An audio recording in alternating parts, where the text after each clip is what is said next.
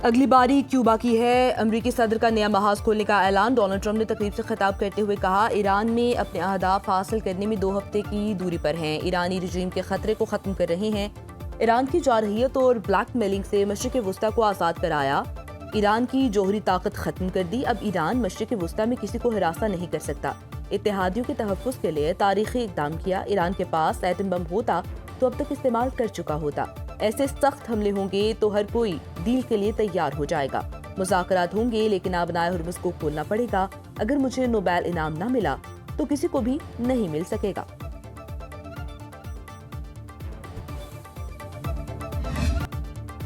پاسداران انقلاب نے آبنائے ہرمز پھر بند کر دی۔ پاسداران انقلاب نے 3 بحری جہازوں کو وارننگ دے کر واپس بھیج دیا۔ ترجمان کا کہنا ہے، آبنائے ہرمز دشمن اور اس کے اتحادیوں کے لیے بند ہے۔ گزرنے والے کو سخت اقدامات کا سامنا کرنا ہوگا۔ ایران کا اسرائیل پر کلسٹر بموں سے لیس میزائل سے حملہ۔ نیگیو ریگستان، دیمونا، بیرشیبا، اوراد اور اشکلون میں سائرن بج اٹھے۔ تل ابیب میں 1 شخص ہلاک، 2 زخمی۔ راکٹ کے ٹکڑوں سے تل ابیب کے 11 مقامات متاثر۔ عمارتوں، سڑکوں، گاڑیوں کو شدید نقصان پہنچا۔ ایران کے اہم امریکی فوجی تنصیبات پر بھی حملے۔ پاسداران انقلاب کا اسرائیلی بندرگاہ اشدود میں آئل ڈپو تباہ کرنے کا دعویٰ۔ 1 فوجی چھاؤنی کو بھی نشانہ بنایا۔ الزفا اور العدیری میں امریکی فوجی اڈے۔ علی السالم ایئر بیس پر ٹرانسپورٹ ایئر کرافٹ اور پیٹریوٹ میزائل سسٹم کے شیخ عیسیٰ بیس کے ہینگر پر حملہ۔ اسرائیل کے 70 سے زائد مقامات کو نشانہ بنایا۔ مزید 261 افراد زخمی ہو چکے۔ تیل کی قیمتیں برقرار، وزیر اعظم نے اضافہ مسترد کر دیا۔ شہباز شریف نے قوم سے خطاب میں کہا کہ پیٹرول 95 اور ڈیزل کی قیمت 230 روپے لیٹر بڑھانے کی سفارش کی گئی تھی۔ حکومت اس ہفتے مزید 56 ارب روپے کا اضافی بوجھ برداشت کرے گی۔ وزیر اعظم نے کہا کہ حکومت اب تک پیٹرولیم مصنوعات کی قیمت میں 125 ارب روپے کا ریلیف دے چکی۔ ہم یہ بوجھ نہ اٹھاتے تو اس وقت پیٹرول 322 روپے کی بجائے 544 روپے اور ڈیزل 335 روپے کی بجائے 790 روپے لیٹر ہوتا۔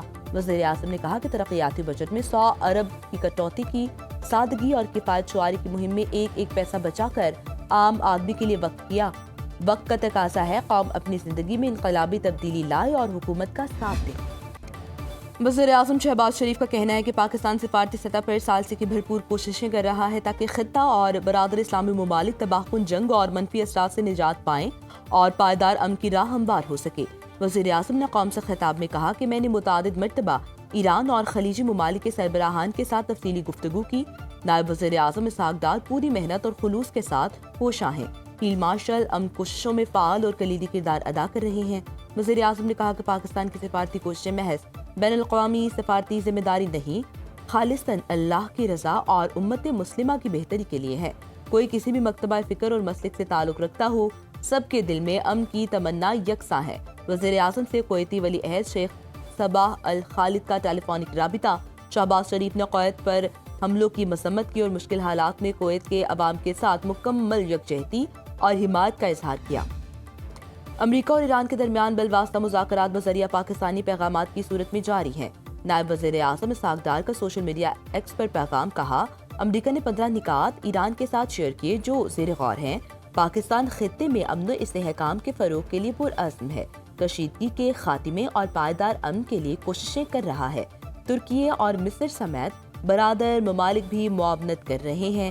نائب وزیر اعظم اسحاق ڈار اور چینی وزیر خارجہ وانگ ای کا ٹیلی فونک رابطہ۔ دونوں ممالک میں مشرق وسطیٰ میں امن اور استحکام کی بحالی پر زور۔ اسحاق ڈار کی مصری وزیر خارجہ سے بھی ٹیلی فونک گفتگو۔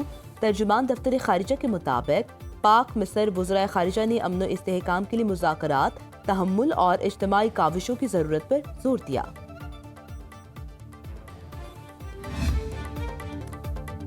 ایران کے 2 بڑے اسٹیل کارخانے اسرائیلی حملے میں متاثر ہوئے ہیں۔ ایرانی وزیر خارجہ کا اسرائیل کو سخت جواب دینے کا اعلان۔ عباس اراغچی کہتے ہیں، ایران کے اہم انفراسٹرکچر کو نشانہ بنایا گیا، شہری نیوکلیئر سائٹس پر حملہ عالمی قوانین کی خلاف ورزی ہے۔ حملہ امریکی صدر کی جانب سے سفارتکاری کے لیے دی گئی مہلت سے متصادم ہے۔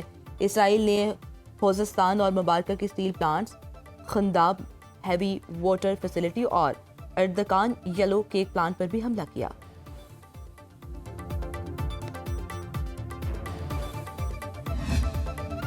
امریکی نائب صدر جیری وینس کی اسرائیلی وزیراعظم نیتن یاہو سے ٹیلی فون پر شدید تلخ کلامی۔ برطانوی میڈیا کا انکشاف۔ امریکی نائب صدر نے کہا ایران پر حملے کے بعد رجیم چینج کا نیتن یاہو کا دعویٰ جھوٹا نکلا۔ ایران کے حوالے سے نیتن یاہو کی تمام قیاس آرائیاں غلط ثابت ہوئیں۔ حملے کے بعد نیتن یاہو نے ٹرمپ کو جو خواب دکھائے ایک بھی سچ ثابت نہ ہوا۔ ایران سپریم لیڈر کو راستے سے ہٹانے کے باوجود ایران کی رجیم تبدیل نہیں ہوئی۔ سپریم لیڈر کی موت کے بعد ایرانی حکومت مزید مضبوط ہوئی ہے۔ ایرانی وزیر خارجہ عباس اراغچی کا کہنا ہے کہ نیتن یاہو نے امریکی عوام کی زندگیوں اور ٹیکس پر جوا کھیلا جو وہ بری طرح ہار گئے۔ نیتن یاہو اب یقینی بنا رہے ہیں کہ اس شکست کا خمیازہ امریکی عوام بھگتے۔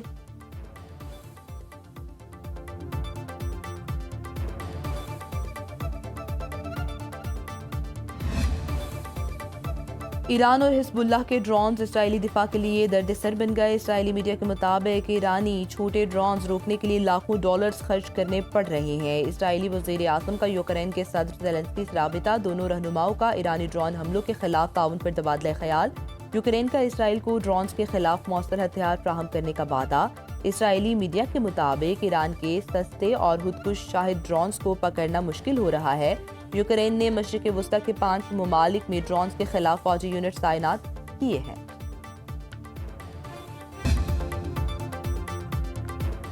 سعودی عرب نے میزائل اور ڈرون گرنے کے مقامات کی تصاویر، ویڈیوز بنانے اور شائع کرنے پر پابندی لگا دی۔ حملوں کے مقامات کو رپورٹ کرنے پر پابندی لگا دی گئی۔ سعودی وزارت داخلہ کے مطابق حملوں کے مقامات کی معلومات پھیلانے سے قانونی کارروائی کا سامنا ہوگا۔ ایسے کسی بھی مواد کی تشہیر سے گریز کریں جو ملک کی سلامتی کو متاثر کر سکتی ہو۔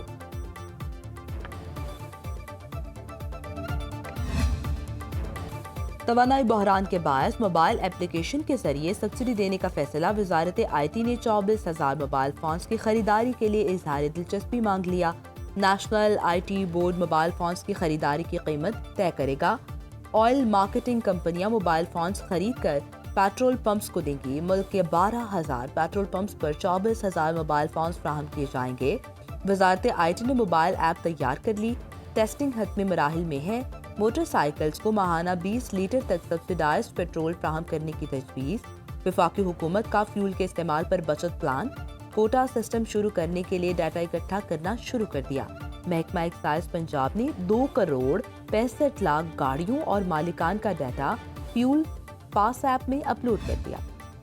امریکہ ایران عارضی جنگ بندی بھی تیل کی قیمتوں کو نہ روک سکی۔ عالمی منڈی میں ایک بیرل خام تیل $4 مہنگا $112 سے تجاوز کر گیا۔ امریکی خام تیل کی $100 میں ٹریڈنگ۔ سونے کی فی اونس قیمت $130 بڑھ کر $4,503 پر آ گئی۔ پاکستان اسٹاک مارکیٹ میں ہفتے کے آخری کاروباری روز 1,200 پوائنٹس کی مندی۔ 100 انڈیکس 1,51,707 پر بند۔ مارکیٹ کیپٹلائزیشن 164 ارب روپے کم ہو کر 16,000 ارب روپے سے نیچے آ گئی۔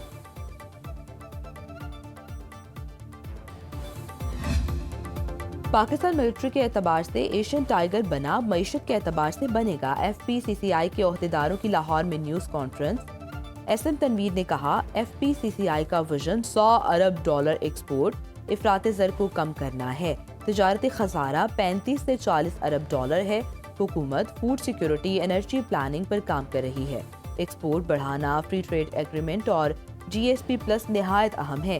2014 میں پاکستان کو 2027 تک جی ایس پی پلس کا سٹیٹس ملا۔ کراچی میں نیوز کانفرنس کے دوران ثاقب فیاض نے کہا آئی ایم ایف معاہدے سے نکلنے کا واحد حل صرف ایکسپورٹ ہے۔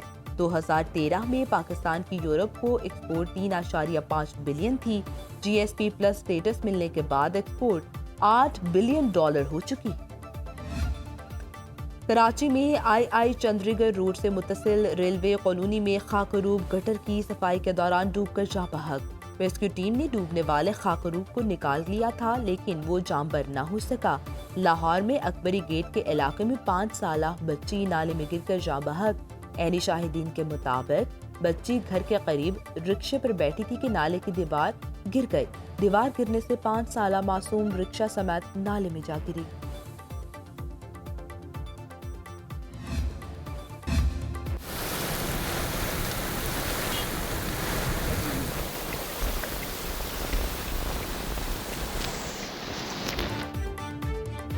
بادل برسانے والا دوسرا سپیل گوادر پہنچ گیا۔ جیوانی گنج پیشکان میں موسلادھار بارش، شپرکانی میں برساتی نالے کا پانی گاؤں میں داخل، نشیبی علاقے زیر آب، ندی نالوں میں طوفانی کا خدشہ۔